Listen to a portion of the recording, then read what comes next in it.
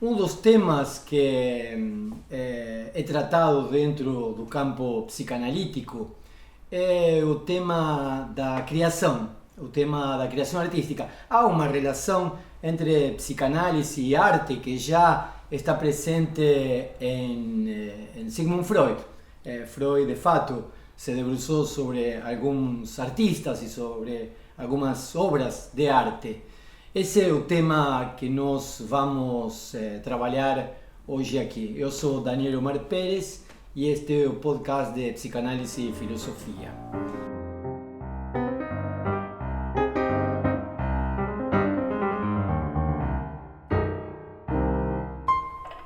Boa tarde, buenas tardes. Hoy va a ser un bilingüe, exacto. Entonces va a estar subtitulado. Daniel Omar. Eso, buenas tardes. Carlos Curi es un psicoanalista, profesor de la universidad, psicoanalista argentino, profesor de la Universidad Nacional de Rosario, hace clínica y transmisión del psicoanálisis hace muchos años. Tuve el placer de escucharlo en reiteradas oportunidades y sobre todo el placer de leerlo. Carlos Curi en su obra tiene varios libros que trabajan cuestiones, digamos así, técnicas, de algún modo podríamos llamar metapsicológicas, de psicoanálisis, de elementos tanto de Freud cuanto de Lacan. Entonces hay una parte de la obra que podríamos decir que son acerca de los elementos del dispositivo analítico y de la clínica psicoanalítica. Y tiene una parte bastante importante también referida a un tema específico, que es la relación con el arte, con la creación. Uno de sus libros es Estética de lo pulsional, lazo y exclusión entre psicoanálisis y arte. Una de las cosas que te quería preguntar es ¿cómo llegás a este interés por el arte desde el psicoanálisis? Teniendo en cuenta que tu trabajo tiene que ver con la clínica psicoanalítica y buena parte de tu obra con los elementos de la clínica psicoanalítica. Esta relación entre psicoanálisis y arte, psicoanálisis y creación, ¿cómo llegás a eso? Llego por dos vías, no sé si decir simultáneas. Una, específicamente psicoanalítica, por esto que vos justamente decías, la metapsicología, que bueno, vos sabés, hay un destino de la pulsión, en el sentido así más ortodoxo del término, que es la sublimación, donde Freud considera ese tipo de problemas de manera intermitente, no de manera orgánica, si bien el término y casi un concepto de sublimación se mantiene a lo largo de la obra, no hay un escrito sistemático sobre la sublimación. Cambia en la obra. Cambia, más que cambia, aprieta distintos botones del concepto, pero no lo modifica. Por ahí se aproxima a veces y con mucho recelo a ciertos destinos del yo en cuanto al ideal, pero lo distancia en cuanto a los ideales sociales. O sea que hay como una especie de destino de la pulsión que podría tener un rédito, que él se encarga de distinguirlo de la religión también y solo deja en manos de la sublimación cuestiones artísticas y elípticamente o tangencialmente intelectuales, como el saber científico, pero no es que lo modifique. O sea, el hecho de no tener una obra orgánica, que hay toda cierta mitología de lectura de que esa obra se perdió, que estaría junto con las del 14, 15, como la represión, el inconsciente, o que él mismo la tiró, o que nunca la escribió, o sea, pero y que está como anunciada alrededor de ese texto, pero vivimos de eso como una zona baldía, o sea, ¿no? Vamos dando vuelta alrededor de un texto que no está con la sublimación. Y yo creo que no está porque es una especie de destino oblicuo de la pulsión, que no es el destino con el que trabajamos en la clínica. O sea, trabajamos en la clínica con la represión y, sí, si querés, con transformación al contrario, vuelta sobre la propia persona, que es como el cuatrípodo del destino, de los destinos de pulsión, pero la sublimación queda como algo casi al borde de la metapsicología. Algunos entienden que la sublimación sería una forma de final de análisis, de salida. Bueno, ahí entramos en algo más complejo, porque está más cargado aún que las supersticiones que cargan al arte y a la sublimación, al final de análisis. Ahí nos vamos para otro tema y no sé si podemos volver después. Sigamos un poquito con la sublimación en relación con el arte y la creación artística. O sea que una vía de interés era mi histórico interés y trabajo con la metapsicología. Bueno, cuando yo era titular de cátedra, el programa era fundamentalmente alrededor de conceptos y problemas de la metapsicología y su resorte clínico, ¿no? O cómo la metapsicología encontraba una especie de causa extrínseca, no había causa sui en la metapsicología, era causado por algo ajeno, que era la práctica. O sea, era un modo de dar cuenta, la metapsicología, de los callejones sin salida de la práctica. Y uno de los callejones sin salida es también el lugar de la sublimación en la clínica. O sea, por ejemplo, forma parte lo que llamamos sublimación, ese destino, de la práctica analítica. Interpretamos la sublimación como interpretamos el síntoma. O sea, mi respuesta es casi con rodeos y argumentos, pero en conclusión, por el tiempo que tenemos para conversar, negativa. O sea, como la sublimación es un borde de la práctica y de la metapsicología. Bueno, por allí hubo un interés. Y por otro lado, yo te decía, un interés simultáneo que tiene que ver con mi interés en las cuestiones de la estética o del arte, específicamente a partir de la música. De todas las dimensiones del arte o de la creación artística, si bien en este texto voy como un caleidoscopio rodeando varias, desde la voz en la poesía, o el texto poético, la pintura, con casos puntuales, ¿no? Bacon o Nicola Constantino. Yo creo que el punto que me sirvió para afrontar el problema de la sublimación fue específicamente la música.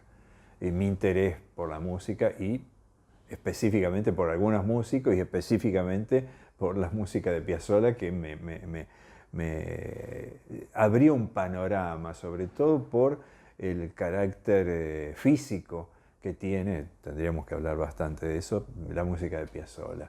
El carácter físico en distintos sentidos, no solo por lo que era Piazzolla en la puesta en escena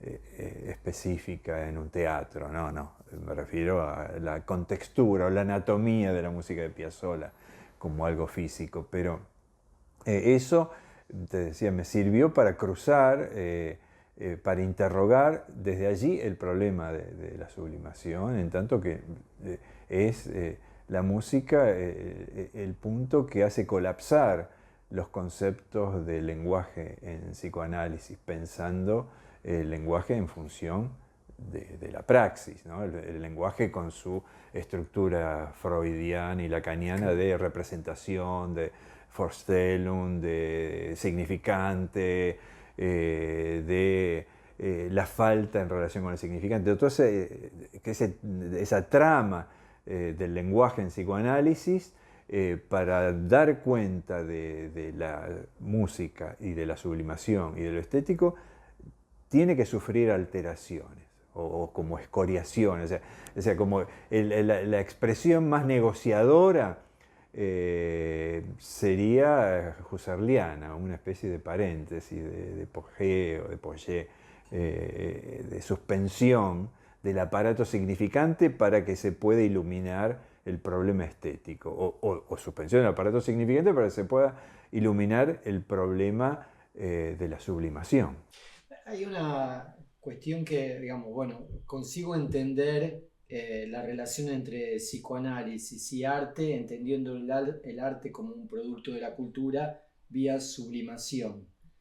Pero al mismo tiempo, cuando vos hablas de música y la sonoridad de la música y de la anatomía de la música, parece, y lo estaba apuntando ahí, parece como que hay un abismo entre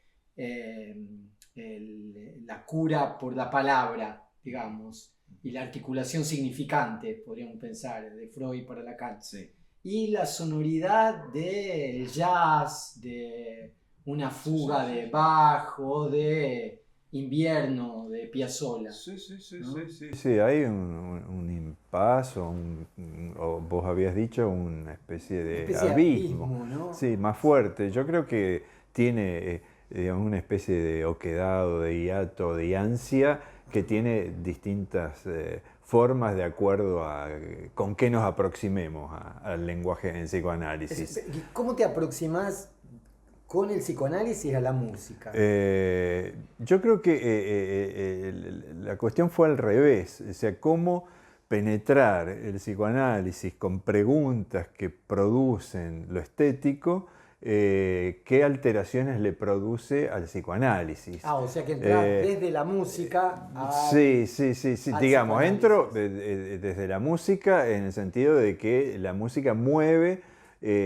resortes que interpelan la estabilidad de los conceptos psicoanalíticos. Por ejemplo, hablamos del cuerpo, o sea, esto tiene una especie de tres partes o de trípode, y en cada uno le hago lugar a lo que la aproximación del arte produce: lenguaje, cuerpo y sublimación. Sí. ¿Qué produce la irrupción del problema del cuerpo en psicoanálisis? ¿Podemos tratar lo que presenta el problema del cuerpo en arte de la misma manera que tratamos lo que presenta el problema del cuerpo en un síntoma histérico, por ejemplo? ¿O podemos tratar de la misma manera lo que plantea el cuerpo en la identificación cuando nos interrogamos sobre la música? O sea, hay un punto o sea, muy conceptualmente ajustado que podríamos poner, o acotado. Las zonas erógenas, la excitación del cuerpo, o sea, algo bien físico. ¿De qué manera se lleva ese destino pulsional que llamamos sublimación con estas cuestiones de las zonas erógenas, por ejemplo? Y para eso metí en esa interrogación todo el problema de la percepción, de fenomenología de la percepción, de percepción como recepción estética, como recepción musical, pero Merleau-Ponty se interrogó por la percepción en tanto tal fenomenológicamente, pero ahí hay una riqueza para la pregunta estética monumental. Hasta me hacía pensar que el problema para la fenomenología es casi que su fenomenología es para pensar la estética más que para pensar la psicología de la percepción, porque allí la manera en que interroga cómo se produce la senestesia, la sinestesia, discute eso, sirve para pensar en qué estado está el cuerpo, que llamamos zonas erógenas, cuando hablamos de emoción o de goce o de placer, palabras muy huidizas todas, estético. Sí. O sea, porque ahí hay un eje en la historia de la estética que es persistente, repetitivo, con todas las formas distintas, que es el problema del cuerpo. El problema del cuerpo, de la estesis, de la emoción, de lo sensible. O sea, como que es un eje que no se puede destronar, se ha cambiado, se ha alterado del mismo nombre de estética, ¿no? Entonces ahí, por ejemplo, algo clásico, ortodoxo, Carta 52, esquema, percepción, motricidad. Sí. El cuerpo está en los extremos, la percepción y la motricidad, algo que se confunde a veces con la descarga. Sí. Se confunde en el aparato de Freud, no se confunde, pero uno lo lee de afuera, bueno, percepción y motricidad. Y el trabajo de Freud es con lo del medio, con las huellas némicas, con la transcripción, con la represión. A donde se produce el conflicto psíquico, digamos. Ahí, o sea que los extremos quedan casi como marcas tramitadas en lo anémico, casi de lo real. O sea, el trauma como esa marca perceptual que no termina de tramitarse y que se tramita trabajosamente en las transcripciones de huellas némicas. O, como Lacan decía, el pasaje al acto se puede pensar como la intervención de lo real desde la motricidad, por ejemplo. O sea, como que en los polos pareciera que no está el foco de análisis. Está la marca de lo que los extremos ponen en todas las instancias, inconsciente, preconsciente. Al principio tenía el sistema de huellas némicas. Pero cuando pensamos en el arte, lo que hay que iluminar es qué pasa en los extremos. O sea, el problema de la percepción y el problema del acto. Uno puede decir el acto artístico. Hay muchos análisis, el mismo Lacan lo retoma, que hace Merleau-Ponty, el gesto pictórico. Cézanne pintando, estos estudios que hacían, creo era Cézanne, que hay un estudio de cuando está pintando y lo filman en cámara lenta. Y entonces hay toda una especulación de Merleau-Ponty, que después retoma Lacan, de si esas pinceladas parecen como si fuesen deliberadas en la cámara lenta. O sea, y cuando en realidad son como golpes, habla de lluvias del pincel. Lacan, y ahí Lacan hace una diferencia que me parece que está en esto. Decimos, una cosa es el aparato psíquico freudiano y otra cosa es la pregunta sobre el cuerpo en el arte. Y en el acto mismo del que justamente ahí dice, acá estamos hablando de gesto, no de acto. O sea, como si reservara el término acto al aparato psicoanalítico, ¿no? De la praxis, de la clínica. O sea, como si se viera forzado. Eso se ve en todos los que tratan el arte, de Lévi-Strauss, de Deleuze. O sea, una especie de esfuerzo del concepto para distinguir. Esto es gesto y lo otro es acto. O esto es concepto, forma del concepto, y esto es fuerza de la sensación, decía Deleuze. Sí, o sea, como tratando de que no se trague lo que es o la filosofía o el discurso psicoanalítico, lo que se puede decir desde el problema estético. Y acá estamos en lo mismo, o sea que hay que hacer, por eso acá pongo el lazo y exclusión. Sí, hay un lazo, sin duda, pero el lazo para recobrarlo, psicoanálisis y arte, pero para recobrarlo primero hay que, como decía Mazzotta, hay que desconectar los territorios, hay que desconectar los campos, explotarlos o implotarlos, no sé. Y después que uno revisa qué es percepción en psicoanálisis, qué es percepción en estética, qué es acto o gesto en psicoanálisis y en estética, ahí ver qué cosas quedan como restauradas de otra manera. No sé si me fui para muchos lados. Vos, para trabajar esta cuestión entre lo estético y lo psicoanalítico, diríamos así, recurrís, y lo mencionás, recurrís a nociones, a reflexiones de la fenomenología. Sí. Es verdad que Lacan de algún modo se aproxima a veces a algunos puntos. Cuando uno estudia fenomenología y estudia psicoanálisis, parecen dos universos con dos lenguajes diferentes, ¿no? La fenomenología en todas sus versiones, digamos, que también no existiría la fenomenología. Habría una fenomenología inicialmente por Husserl, otra de Heidegger, otra de Merleau-Ponty, como citabas, y otra de Jean-Luc Nancy, por ejemplo, los contemporáneos. Sí. Orgánicamente, tal como vos decís, son dos mundos, uno podría decir dos paradigmas, absolutamente. Uno tiene que ver la estructura y el fenómeno, el inconsciente y la conciencia. O sea que dicho así, o sea como que... Pero a mí me resultó muy útil el hecho de trabajar cuestiones de los fenomenólogos, en este caso Merleau-Ponty puntualmente, en otros casos Sartre, aunque hay cosas de Sartre que me sirvieron también, porque hay como hilos así, conexiones reticulares, o sea, no orgánicas. Esto que yo te decía, ¿no? que plantea Merleau-Ponty, o cuando Merleau-Ponty plantea lo visible y lo invisible, y ahí uno se da cuenta que Lacan, cuando habla del esquicie del ojo y la mirada, que le sirve para hablar después de pintura, el ojo en pintura, toma Merleau-Ponty.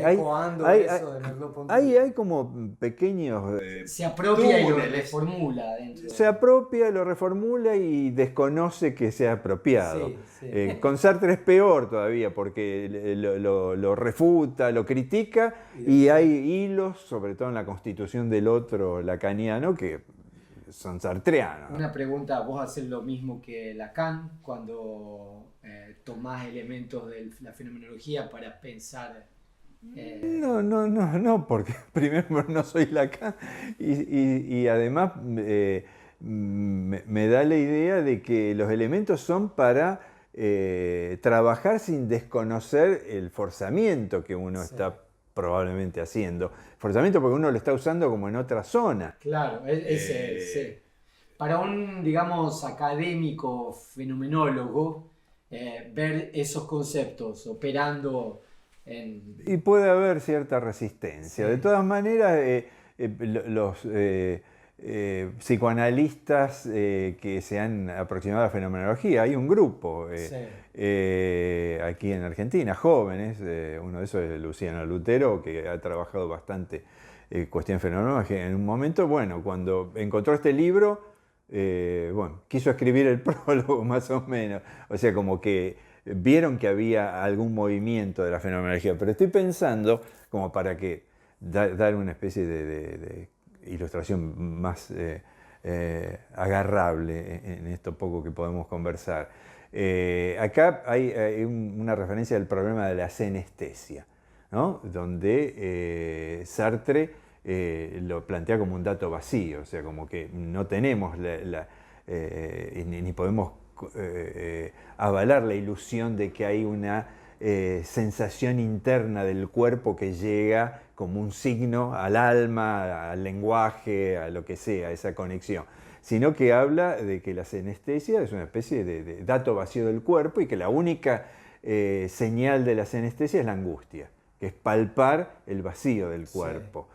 Ese vacío del cuerpo, que Lacan lo trabaja mucho, por un lado, a mí me sirvió para pensar el problema estético porque hay una noción de la estética que yo fui armando a partir de esta juntura de lo pulsionario estético, que implica que la construcción estética, para el caso pongamos la música, construye un cuerpo. La música construye un cuerpo. Los ejemplos más empíricos, pero no por eso menos eficaces, o por eso más eficaces, es la danza. O sea, cada música construye un cuerpo específico para esa danza. No se baila el tango como se baila el jazz, como se baila hay una especie de anatomía voluptuosa, de puntos sensibles que están remarcados en una danza como otra. Es el cuerpo altanero del flamenco. O sea, como que la música construye los cuerpos que necesita para su erótica. O sea, esa construcción corporal me permitía pensar esto. O sea, partimos de esta especie de vacío y el arte construye esos cuerpos. O sea, cuando Deleuze habla de fuerza de la sensación y habla del ojo Van Gogh, uno puede decir el ojo Picasso, o sea, como que cada arte, o yo diría cada artista, construye cuerpos distintos. O sea, que partimos de una noción como esta sartreana del vacío. Bueno, en psicoanálisis también. Ahora, ¿con qué se construyen esos cuerpos? En psicoanálisis, con el significante, el aparato significante, no es lo mismo que cómo se construye desde el arte o desde la música. Desde la danza. Pero yo me acuerdo que me había gustado, había un crítico musical que a mí me gustaba mucho, muy inteligente, murió hace poco, Federico Mongeau, que me había presentado el primer libro de Piazzolla, que él hace un comentario, escribía en Clarín, o sea que lamentablemente en ese sentido, pero y tiene un par de libros hechos. Y hacía un comentario cuando vino Oscar Peterson a tocar a Argentina. Y decía, ¿cómo voy a encarar el comentario de este concierto? A partir de que Oscar Peterson llega después de haber sufrido un accidente cerebrovascular y su parte izquierda, su brazo izquierdo, no es el mismo que antes, o sea, como si no pudiera recuperar lo que... y dice como que, no lo dice así tan explícitamente, lo voy a encarar al revés.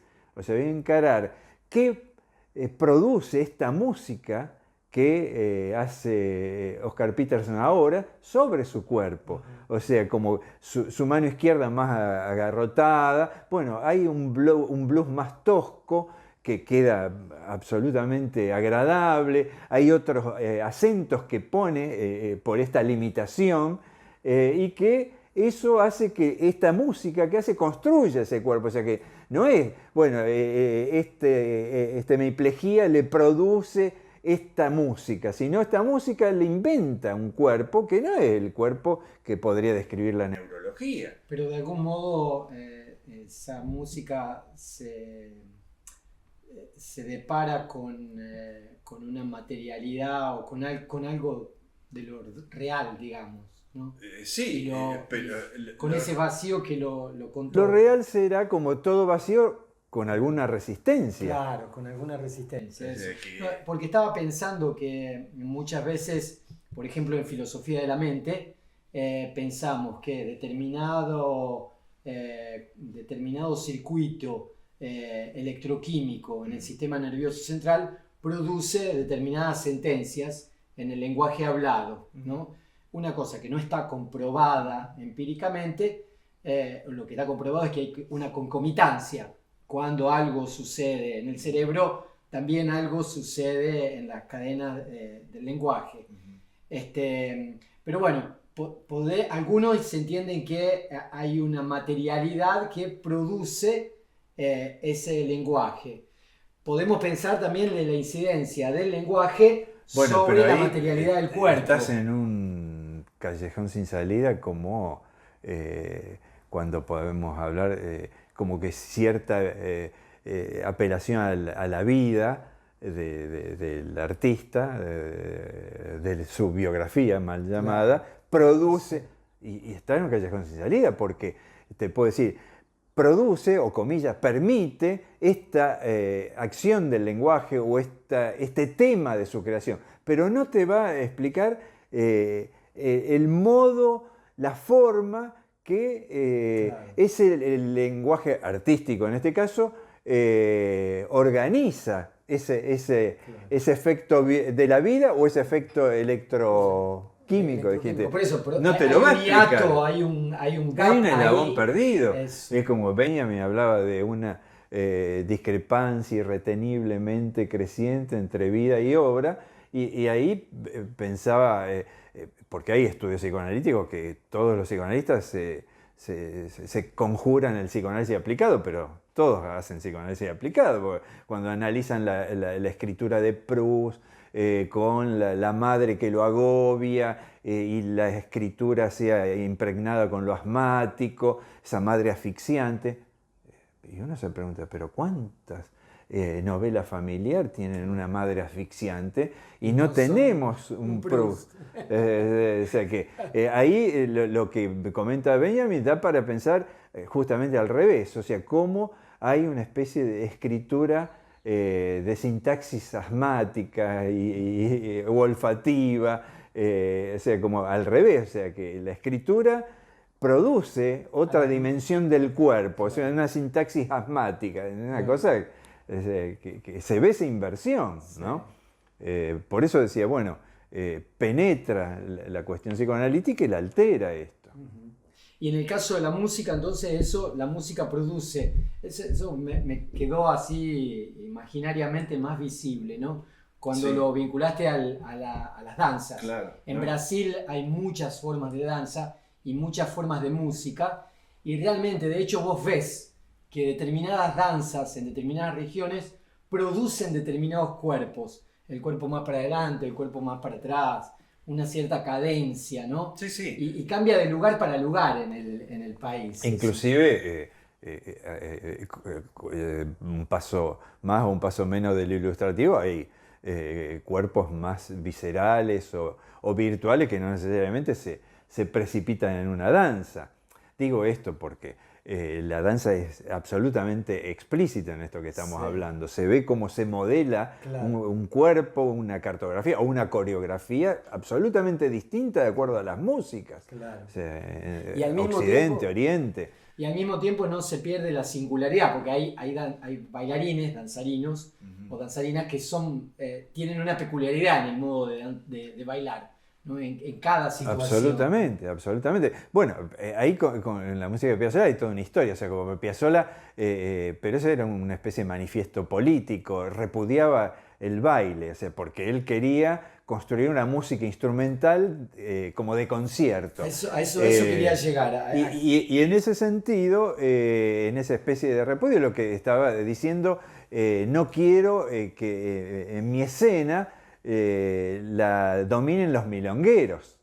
O sea, los milongueros eran los bailarines. que tenían una especie de espacio escenográfico obligado para el tango, o sea, a una hora, y discos de Piazzolla que salen en Europa y siempre hay una pareja bailando, no se entiende. Claro. Pero lo que sí, que con el tiempo hubo coreógrafos que vieron en la música de Piazzolla la construcción de otro cuerpo.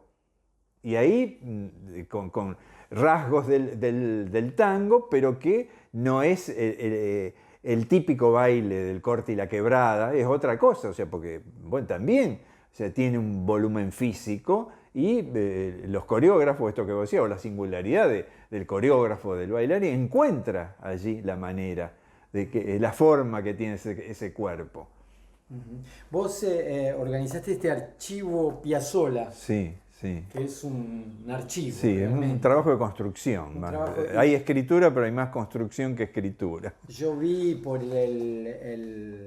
todavía no lo leí porque lo encontré ayer. Hay una especie de sumario histórico. Uh-huh. Comenzaba, podríamos decir, con los orígenes del tango cantado de Carlos Gardel. Sí, con el origen de Piazzolla, que está vinculado, curiosamente con Gardel está vinculado. Piazzolla nace en aquella época. Nace en un momento en que Gardel estaba en su punto de apogeo así, extremo, en una especie de gloria, estaba filmando en Nueva York. Sí. Ahí es donde Piazzolla niño lo encuentra a Gardel, o mejor dicho, el padre de Piazzolla, que era fanático de Gardel, hace que se encuentre, le manda una talla de madera que hacía el padre como regalo a Gardel. Se encuentran realmente, sí. Nenito, sí. Piazzolla chiquito con... claro, lo manda a que le dé esa talla y bueno, cuenta ahí las historias por el mismo Piazzolla y bueno, después escritos así que toman una especie de construcción biográfica, bueno, que va donde está Gardel y justo el amigo de Gardel que vivía en el departamento se había olvidado la llave, Gardel viene a filmar, ¿no? Va a filmar en Nueva York, se había olvidado la llave y le pide al pibe Piazzolla que entre por la claraboya para que le abran de adentro. Bueno, y a partir de ahí Gardel lo toma como intérprete para recorrer las calles de Nueva York. Y cuando se enteró que tocaba el bandoneón, lo mete. ¿Ya tocaba el bandoneón? Sí, Piazzolla ya tocaba, que eso es una especie de encuentro así extraño, ¿no? De que el padre Piazzolla encuentre un bandoneón en una casa de compra y venta de Nueva York. Y le compra ese bandoneón y empezaba allí a estudiar. Primero estaba más vinculado con el piano porque había pianistas más que bandoneonistas ya, pero había un bandoneonista argentino que estaba allá y que empezaba a estudiar allí. Si hay una grabación... Es un estilo marcado el de Piazzolla, entonces, porque realmente no es así, que él se creó en lugar de bandoneonista, ¿no? No, cae en la influencia del padre. Claro. O sea, el padre que era fanático del tango, amante de Gardel, de Julio De Caro, o sea, que uno diría así rápidamente, a pesar de los tradicionalistas del buen tango, y marca eso y lo marca musicalmente, ¿no? Y ahí empieza a estudiar. O sea, sí, ya tocaba, vos fíjate que acá está como elemento, como objeto así de arqueología personal, este disco de aluminio, que es lo que tengo en casa, que me lo dio este amigo, que es un disco, antes las cintas, mejor dicho, las grabaciones no se hacían en cintas magnetofónicas, se hacían en estos discos que llamaban instantáneos. Vos ibas a la radio y hacías una intervención y te grababan y bueno, después te regalaban el disco. Y vos tenés el disco de verdad. Claro, tengo el disco de verdad que se hizo en el 31, en un edificio que después fue famoso porque fue un lugar acá era una broadcasting, ¿no? Pero fue famoso porque después fue un lugar de grabaciones de Barbájara, de todos los tops de la década del 60 y hasta del 70. Y bueno, graba esto, o sea que sí, ya tocaba, no era un virtuoso, sí, uno podría decir escuchando esto, tocaba y estudiaba piano con dicen, era discípulo de Rajmáninov, y acá están las partituras con las que estudiaba, con las marcas. Estudiaba con un discípulo de Rajmáninov, sí, dicen, porque no sabemos bien si Rajmáninov tuvo discípulos, pero bueno, se ve que era un húngaro que vivía allí en Nueva York. Bueno, tiene digamos, no se hizo casualmente, pero hay siempre un eslabón perdido. De hecho, su clima musical que lo rodeaba era el jazz en Nueva York. Sí. El padre, que era fanático del tango, y su profesor de música clásica era. Entonces, digamos, esa especie de mixtura está como en la materia prima, podríamos decir, con la que va trabajando Piazzolla. Que sí, ya desde los no es porque pongamos un nene junto entre tango y música clásica y jazz que va a salir un Piazzolla. No, pero, claro, no hay una línea causal así. ¿No? Y ahí vos después pasás a Pichuco Troilo. Bueno, porque es a la orquesta que ingresa Piazzolla cuando vuelve en Argentina, primero a Mar del Plata, después a Buenos Aires, cuando va a Buenos Aires, y ya iba con la intención de meterse en las orquestas de ese momento. Va a tocar con el mejor, porque Pichuco es el mejor. Sí, es casi la síntesis del tango en la década del 40. O sea, había grandes músicos también, además de Pichuco. Bueno, ya estaba Pugliese, que después Piazzolla rítmicamente tiene más afinidad con Pugliese. Pero Pugliese es pianista. Sí, pero con la orquesta, digo, de Pugliese. Bueno, pero él entra en la orquesta de Troilo y está desde el 39 al 44. Bueno, nos fuimos para las especificidades, ¿no? Con esto de Piazzolla. Sí. Bueno, podemos ir haciendo conexiones con lo que veníamos diciendo. Con esto que pero está bueno agarrar esa conjunción. Hay un tango, inicialmente hay un tango instrumental en el inicio de la historia del tango, hay un tango que después introduce letras, ahí aparece Carlos Gardel. Sí. Vos estás... haciendo la historia, ahí aparece Carlos Gardel, aparece Piazzolla en ese medio, ahí después están las grandes orquestas de tango, que es la época La época de oro del tango, que coincide con el peronismo, en definitiva, esa época de oro del tango. Que Borges dice que es la decadencia, ¿no? Claro, porque Borges dice que empieza el tango llorón con Gardel. Eso. O sea, como que él tiene una especie de mitología del cuchillero y era el tango de los milongueros de fines del siglo XIX, principio del XX. Sí. Pero bueno, cuando escriben juntos Piazzolla y Borges, Piazzolla le hace una música con los toques ya de su música, o moderno si querés, pero con un aire milonguero, o milonga de Jacinto Chiclana, ese tipo de cosas, tiene una marcada. Después está el títere, que es uno puede ser una milonga que toma como esos restos de la milonga primitiva, o sea bailarina, pero ahí entonces Piazzolla toca con Pichuco, después continúa con otra. Después inventa su propia. Hay un año donde se van de Pichuco, el cantor célebre de Pichuco, que era fiorentino, con Piazzolla. O sea, lo lleva Fiorentino a Piazzolla como director de su orquesta y se van los dos. Sí. O sea, una especie de traición para Pichuco. Pero eso dura un año y Piazzolla después hace su propia orquesta, la famosa, se llama así entre los piazzoleros, entre el tango, la Orquesta del 46. O sea que era una orquesta con un formato de orquesta típica, Sí. pero que ya empezaba a producir ciertos descentramientos del ritmo, de la armonía. ¿Cuándo aparece el Piazzolla que popularmente se conoce? Ese que Piazzolla que aparece entre jazz y música clásica europea. Yo creo que de jazz más que armonías o ritmo hay esto que él mismo dice. Del jazz tomé la excitación, la intensidad que implicaba. Inclusive decía, bueno, no quiero que mis músicos, como la orquesta típica, parezcan funebreros. O sea, quiero que los músicos gocen. O sea, hay un momento que está puntualmente establecido, como cuando uno hablaba en una época de la ruptura epistemológica. Sí. Bueno, hay un punto de ruptura que es en el año 55, pero después hay como distintos reacomodamientos de esa ruptura, como que el Piazzolla que uno identifica más fácilmente empieza en la década del 60, donde están las composiciones más así determinantes, ¿no? O sea, las cuatro estaciones, Milonga del Ángel, bueno, una cantidad de cosas. Pero como invención estética es en el 55, él vuelve de haber estudiado con Nadia Boulanger, que era la maestra de la música contemporánea del siglo XX.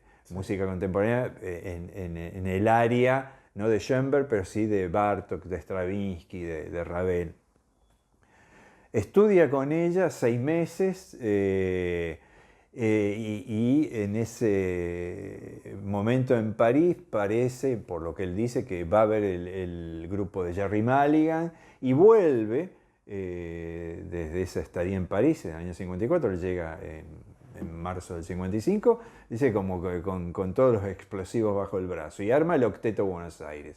El Octeto Buenos Aires produce una especie de manifiesto, o sea, no más el bailarín, esto que te decía hace un rato, no más el cantor como lugar protagónico de la escena tanguera, no más la orquesta típica, es un octeto, sí, semejante a lo que empezaba a ser el jazz o el bebop, o sea, grupos chicos, en donde cada músico tenía una especie de lugar de solista, rotativo, una especie de grupo de jazz y de conjunto de cámara. Bueno, a partir de eso hay algunas composiciones nuevas, concretamente una que es Tango Ballet, que no la graba allí, pero hay muchos arreglos sobre tangos tradicionales, o sea, como que todo eso lo llevó como a descuartizar los tangos tradicionales. Esos eran los arreglos de Piazzolla que provocó un escándalo. Introdujo en ese octeto la guitarra eléctrica como elemento casi herético. O sea, hay anécdotas que a Malvicino, que era el guitarrista, lo amenazaban de cagarlo a piñas si seguía tocando con Piazzolla. O sea, que había un tejido social también, además estético, que era sensible a lo que pasaba con el tango. Sí. Porque el tango era mucho más que una música. Claro. Era un código social, un código político, un código de lo porteño, casi una especie de ser nacional afincado en Buenos Aires. Claro. Entonces tocar esos resortes de tango era... Piazzolla lo dice muchas veces, en Argentina se podía cambiar todo, hasta la religión, pero el tango no. Bueno, y eso por toda esa referencia está ubicado como el momento de ruptura. El mismo Piazzolla lo ubicaba. A partir del 55 empieza el nuevo tango. O sea, uno puede decir el buen tango contemporáneo. Más o menos ahí yo creo que hay una dimensión. Ahí está Piazzolla Mulligan, Piazzolla... toca con No, ahí no toca, muchos años después, sí, estamos hablando ya del 74, eso. 75. Sí, no, ahí él trae como la influencia. Trae esos elementos, pero después él va a tocar con ellos. Y después hay un disco puntualmente que produce el enlace el productor de Piazzolla en Italia y hace que graben juntos. y graban obras de Piazzolla. O sea, Maligan, que eso siempre lo tuvo Piazzolla. Piazzolla era una especie de máquina estética dominante. O sea, los encuentros con Maligan, con Gary Barton, con la cantante Milva o con Mina, era como que esos músicos tienen que como someterse a la estética y al estilo de Piazzolla. No son encuentros, no es fusión. Claro, no. ¿No? Hacen parte del trabajo que él había. Exacto, sí, la sí. pauta de él, digamos, ¿no? Absolutamente, absolutamente. Lo pensará de acuerdo a cada músico, pero... Y todo eso se puede ver acá. Sí, eso es una especie... Alguien lo definió como la Biblia de Piazzolla. Es una especie de Biblia, sí. Desde Gardel, sí. Hasta Gary Barton, Borges. Con Borges hacen eso de Jacinto Chiclana que... Sí. También. Piazzolla se metió con Borges varias veces, pero el único encuentro donde colaboraron, como se dice, es en un grupito de obras que está en el disco del tango, pero después hizo otras cosas de Borges donde él puso la música por su cuenta, ¿no? Ahora una pregunta medio genérica, pero ¿qué te hace pensar? Después de esto te llevó un trabajo de años, ¿no? Sí, en la cabeza de muchos años, en la cabeza. En manos a la obra, 2 años y medio. Bueno, pero quiere decir que vos juntaste todo este material durante buena parte de tu vida. Yo junté mucho material, pero ahí en el prólogo hago mención y le doy los laureles y agradecimientos a un amigo mío que murió hace 2 años, a los 88 años, que fue un personaje fundamental en la transmisión del piazzolismo en las calles porteñas. O sea, porque era el tipo que se hizo amigo de Piazzolla y cuando Piazzolla iba a escuchar 10 tipos, él se encargaba de llevarle gente para que lo escuche. Un tipo fabuloso, un personaje extraordinario, con una memoria musical única, no sabía música, pero podía cantar los arreglos, la mano izquierda del piano, cuando entraba el violín, se acordaba de los arreglos más que el propio Piazzolla. Y fueron amigos desde el 55 toda la vida. O sea que son los pocos amigos que le duraron toda la vida a Piazzolla, que es el que me lo presentó también a Piazzolla. Bueno, de ese tipo, de Víctor Oliveros, recibí toneladas de recortes, ¿no? Porque el libro tiene una idea documental más que fotográfica. Hay fotos muy buenas, pero no es el eje la fotografía, es el documento el eje, es el archivo. Es un archivo documental que va recorriendo toda la obra de Piazzolla.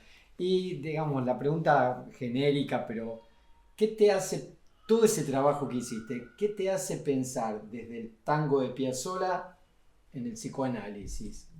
¿Hay alguno? Bueno, no, digamos, me hace pensar un poco más en la línea de lo que veníamos hablando. Por ejemplo, yo en parte definía esto distinto a otro libro que tengo de Piazzolla, que se llama Piazzolla Música Límite, que es más sobre la construcción estética de Piazzolla. Acá la idea en todo caso es lo que uno podría llamar la estética de la recepción. O sea, ¿qué termómetro de la obra implicó la recepción de Piazzolla? O sea, porque todas estas cosas estamos hablando, que Piazzolla se agarre a piña con otro tanguero o que lo amenacen al guitarrista, son las señales de la historia de la recepción de Piazzolla. O sea, que hay un eje acá que yo diría es una especie de documento, análisis, si querés, de la recepción de Piazzolla. O sea, cuando hablamos de estética y hablamos de sublimación y siempre tenemos en mente esos comentarios que hacía Freud, el valor social que tendría que tener la sublimación. O sea, que hay artículos de Riquet que trabajan eso, como si la cultura ofreciera en las grandes obras una posibilidad de elaborar los conflictos de la neurosis a nivel colectivo. Sí. Tenía esa idea como muy reparadora. Yo no creo que estemos en eso, pero que efectivamente hay una dimensión cultural del arte que uno lo ve en este tipo de construcciones. O sea, porque no es la sublimación, es un lazo no es un lazo psicológico, no es un destino psicológico. La sublimación implica la dimensión del otro como creación o como construcción, o sea, como que enlaza, como si dijésemos, al emisor y al receptor, o sea, pero en un sentido más directo. Cuando Cortázar escribía El perseguidor, pensando en Charlie Parker, decía, él está al comienzo del saxo, yo al final. O sea, y eso es casi una especie de metáfora espectacular de qué estamos hablando, de lo que es el lazo sublimatorio, el lazo artístico. Sí. O sea, que no es individual, la sublimación no es un destino psicológico. Individual. En absoluto, es una construcción. A veces decimos, bueno, vivimos, cuando nuestra pulsión se sublima con Piazzolla, con Van Gogh, con lo que sea, vivimos en el mundo Piazzolla o nos dejamos trabajar nuestro cuerpo, nuestras emociones, o sea, porque las emociones son construidas estéticamente. Sí. Uno puede decir todas las emociones son construidas, pero no es lo mismo la emoción estética, que es una construcción. O sea, porque vos decís, esta música es dolorosa, o esta música, que las palabras muestran su insuficiencia, pero vos tenés el dolor Schoenberg, o el dolor Troilo, o el dolor Piazzolla. Claro. O sea, como que cada estética, como cuando hablamos con el baile, construye ese cuerpo de emociones. O sea, uno acepta o rechaza eso. Y ahí está el lazo social y el acto sublimatorio. Sí. El lazo social es una palabra difícil, sí, pero que es un lazo que no es individual, digo, sí, porque siempre hay un grano de asocialidad para eso, como decía Barthes, con el grano de la música o el placer del texto. Ahí es un grano asocial, pero que está envuelto por algo que no es individual. Somos tomados o no, sí, por cierta música.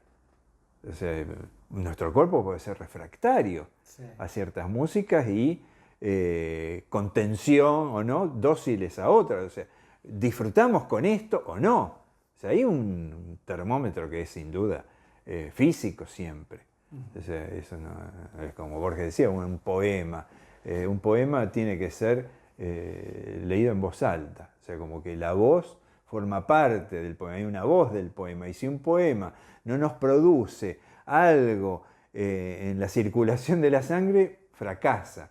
O sea, como que ahí la idea de lo físico está por todos lados cuando nos acercamos a esto. Muchas gracias, Carlos. No, gracias a vos, porque me das razón para hablar de esto que generalmente es un terreno baldío. Muchas gracias. Gracias a vos, Daniel. Muchas gracias.